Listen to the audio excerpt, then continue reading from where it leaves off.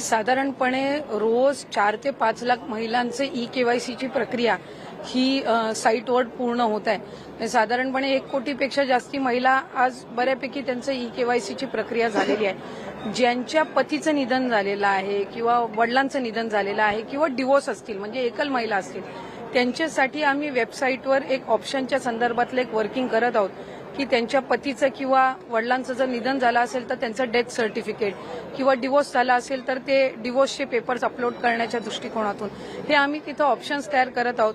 त्यासाठी वेबसाईटमध्ये ज्या काही त्या पेजवर ज्या काही बदल करण्याची गरज आहे त्याची प्रक्रिया ही आम्ही सुरू करत आहोत. त्यामुळे साधारणपणे ज्या सर्व पात्र महिला आहेत त्या लाभापासून वंचित राहता कामा नाही या दृष्टिकोनातून आम्ही काम करत आहोत. नाही अशा 18 नोव्हेंबरपर्यंत साधारणपणे ई-केवायसीची प्रक्रिया आहे. त्याच्यामध्ये पण जो मधल्या कालावधीमध्ये पाऊस झाला किंवा मराठवाडा आणि पश्चिम महाराष्ट्र काही कोकणाच्या परिसरामध्ये उत्तर महाराष्ट्रामध्ये जी अतिवृष्टी झाली त्या संबंध परिस्थितीमध्ये कायकांचे कागदपत्र त्यांना गमवावे लागले म्हणजे त्या पुराच्या परिस्थितीमध्ये तर त्या संदर्भातला निर्णय हा आम्ही त्यांना एक्सटेन्शन देणं मुदतवाढ देणं हे आम्ही निश्चितपणाने त्या ठिकाणी करू आणि कुठलाही पात्र लाभार्थी लाभापासून वंचित राहणार नाही याची दक्षता आम्ही नक्कीच. आता तुम्ही मतदान केलं आहे, आता त्यांची भेट झाली त्यांचा आशीर्वाद घेतला आणि त्यांनी सुद्धा जस्ट अशीच विचारपूस केली की झालं का वोटिंग किंवा काय असं तर साधारण पद्धतीनं नाही माझ्यासोबत राजकीय शेवटचा प्रश्न